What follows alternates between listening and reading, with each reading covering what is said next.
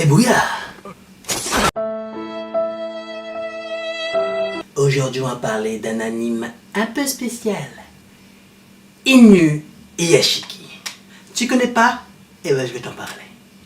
Mais tu fais pas le fou, parce que d'abord, le générique frère.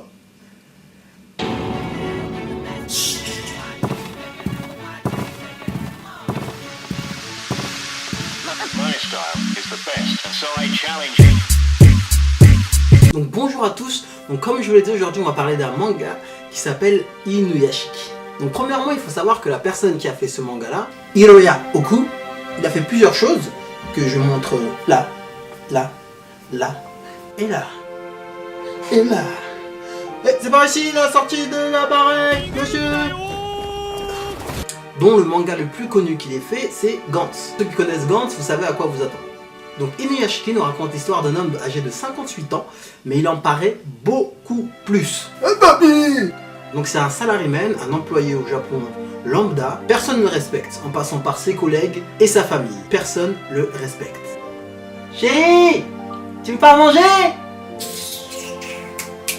Lave tes fesses, non?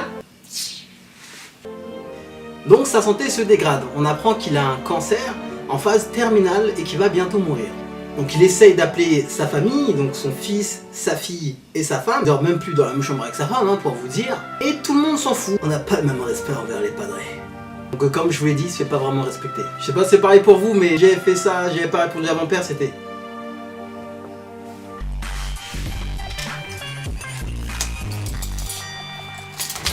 Donc il part pleurer dans un parc avec son chien, une chienne. Oh oh oh, c'est une Shiba Hanako. Anti-sèche. Hanako.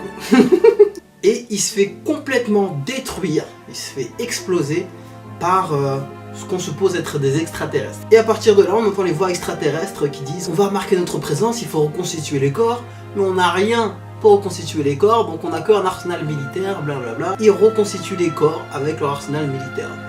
Tu sais pas trop. Inuyashiki se réveille et il remarque que c'est devenu un robot de A à Z, de tout son corps, il est plus malade, c'est devenu un robot. Et bien sûr, le jeune garçon qui était là aussi dans le parc, Hiro Shishigami, est également devenu un robot. Suivre ces deux protagonistes, on est au printemps. À suivre ces deux printemps-gonistes là, on va suivre ces deux protagonistes là dans leur existence de nouveaux robots. En tant que robots, les deux, ils vont essayer de trouver leur humanité. Ils vont essayer de savoir ce qui les rend humains. Donc l'un, c'est en sauvant des personnes, et l'autre, c'est en tuant des personnes. Donc là, on va avoir se confronter ces deux personnes. Voilà, Inuyashiki, c'est ça. Bang. Ichiro Inuyashiki. À partir du moment où c'est devenu un cyborg, il essaye de sauver les gens en difficulté, et ça on le voit d'ailleurs dans l'épisode 1 ou 2. Et le deuxième, donc Hiro Shishigami, un adolescent qui était du coup dans le parc avec Inuyashiki. Et à la différence de lui, il prend du plaisir à tuer les gens pour se sentir humain, un sociopathe. Encore une fois, ça reste mon avis personnel, j'ai beaucoup aimé Inuyashiki. Déjà, il faut savoir qu'il y a une différence entre le manga et l'animé. Dans un premier temps, il y a des choses qui dérangent dans l'animé, c'est la 3D CGI. Chacun son point de vue, ceux qui aiment la 3D ou pas, je suis pas forcément fan. Mais bon, à un moment, ça passe, on s'habitue. Il y a des points positifs et des points négatifs. On va commencer par les négatifs. Les points négatifs, c'est que il nous amène un sujet qui est mal développé par la suite. Sur chaque personnage, ils essayent de travailler la psychologie du personnage, mais c'est pas assez poussé en profondeur parce que c'est assez court. Autre chose, c'est que des fois, on aime ou on n'aime pas encore une fois, mais c'est la violence gratuite. Il y a certains épisodes, que ça soit le manga papier ou la version animée, ça parle pas beaucoup et c'est vraiment de la violence gratuite. C'est assez violent. Que dans le manga papier, ça passe beaucoup plus vite. Dans l'animé, c'est un peu plus tranchant, c'est montré, mais sans être forcément plus violent que le manga papier. Et généralement, ça respecte assez bien l'œuvre originale. Et du coup, le développement de ces personnages-là qui cherchent leur humanité, il est à un moment oublié par certaines choses. On peut se laisser emporter par l'euphorie globale de la violence qu'il peut y avoir, etc.